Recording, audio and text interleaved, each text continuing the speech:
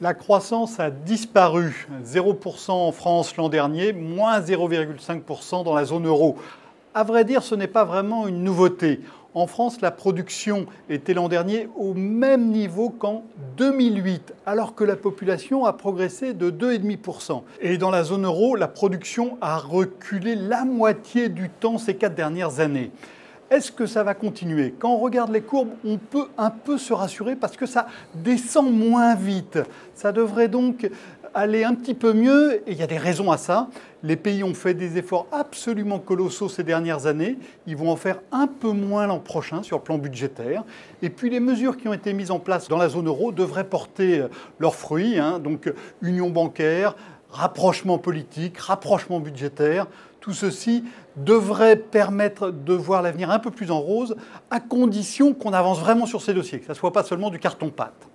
Il y a un pays où ça va être plus compliqué cette année que l'an dernier, c'est la France. Pourquoi? Parce que l'essentiel de l'effort budgétaire en France portera cette année. Moins de points de PIB en hausse d'impôts et en baisse de dépenses publiques, c'est un effort absolument considérable. C'est celui qu'ont fait la plupart des autres pays de la zone euro les dernières années. Nous, on le fait cette année et ça va donc peser très fortement sur l'activité. On le mesure en fait en réalité assez mal.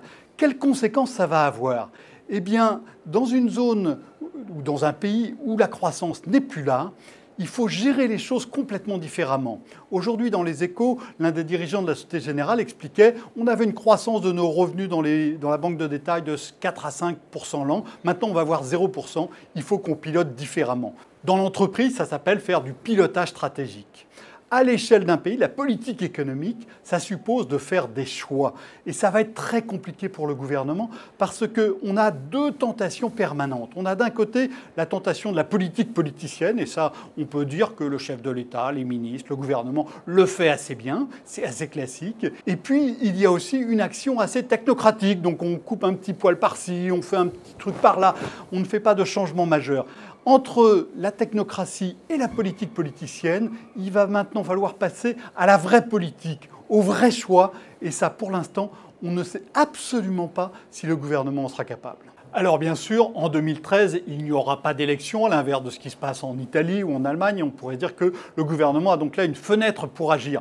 Mais il songe déjà à 2014, à 2015, il va y avoir des municipales, il va y avoir des régionales. Tout ça est déjà en préparation et on le sent par exemple dans ce qui se passe aujourd'hui à l'UMP. Non, la vraie question c'est, est-ce que François Hollande, qui est devenu un capitaine de guerre, qui a fait des choix sociétaux majeurs, est-ce qu'il va enfin s'attaquer sérieusement à l'économie?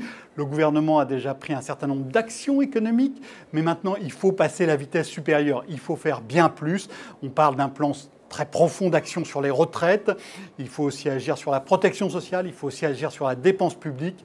Le président de la République saura-t-il endosser enfin l'habit d'un vrai chef d'État, pas d'un chef d'État comme la France en a connu depuis 40 ou 50 ans, mais comme des chefs d'État exceptionnels, comme le général de Gaulle, comme d'autres encore auparavant? La vraie question pour moi, elle est là.